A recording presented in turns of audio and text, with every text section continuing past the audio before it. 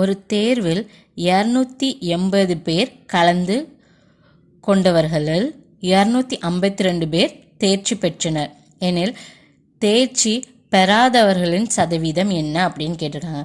ஒரு எக்ஸாம் இருக்குது, அதில் டோட்டல் கேண்டிடேட்ஸ் எவ்வளோ எழுதியிருப்பாங்கன்னா 280 பேர் எழுதியிருக்காங்க. ஓகேவா, இதில் பாஸ் ஆனவங்க அப்படின்னு நீங்கள் பார்த்தீங்கன்னா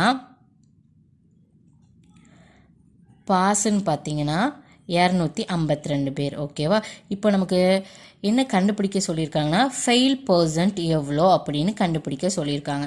ஃபஸ்ட்டு இந்த ஃபெயில் பர்சன்ட் எவ்வளோ அப்படின்னு கண்டுபிடிக்க முன்னாடி எவ்வளோ பேர் ஃபெயில் ஆகிருக்காங்க அப்படின்னு பார்க்கணும். ஓகேவா, ஸோ எவ்வளோ பேர் ஃபெயில் ஆகிருக்காங்கன்னு பார்த்தீங்கன்னா இந்த டோட்டல் பர்சன்ஸ் இருக்காங்களா அதுலேருந்து இந்த பாஸை கழிச்சோன்னு வைங்களேன், நமக்கு எவ்வளோ பேர் ஃபெயில் ஆகிருக்காங்க அப்படிங்கிறத கிடச்சிரும். ஓகேவா, ஸோ டோட்டல் 280, பாஸ் பண்ணது 252 பேர். ஓகேவா, இது ரெண்டையும் நமக்கு மைனஸ் பண்ணும்போது கழிக்கும் போது ஃபெயில் ஆனவங்க எவ்வளோ பேர் கிடச்சிருப்பாங்க. ஓகே, 28 கிடைக்கும்.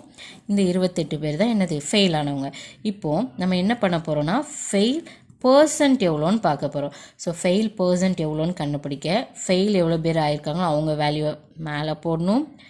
அதுக்கப்புறம் டோட்டல் நம்பர் ஆஃப் ஸ்டூடெண்ட்ஸ் இருக்காங்களா அவங்க வேல்யூவை கீழே போடணும், மல்டிப்ளை பை 100 பண்ணணும். ஓகேவா, அப்புறம் இந்த 0 கேன்சல் ஆகும், 28க்கு 1, ஸோ 1 மல்டிப்ளைட் பை 10 வந்து என்னது 10%. அப்போ எவ்வளோ பேர் ஃபெயில் ஆகிருக்காங்க, 10% ஆட்கள் ஃபெயில் ஆகிருக்காங்க. ஓகேவா, ஸோ அப்போ நம்மளோட ஆன்சர் வந்து ஆப்ஷன் சி.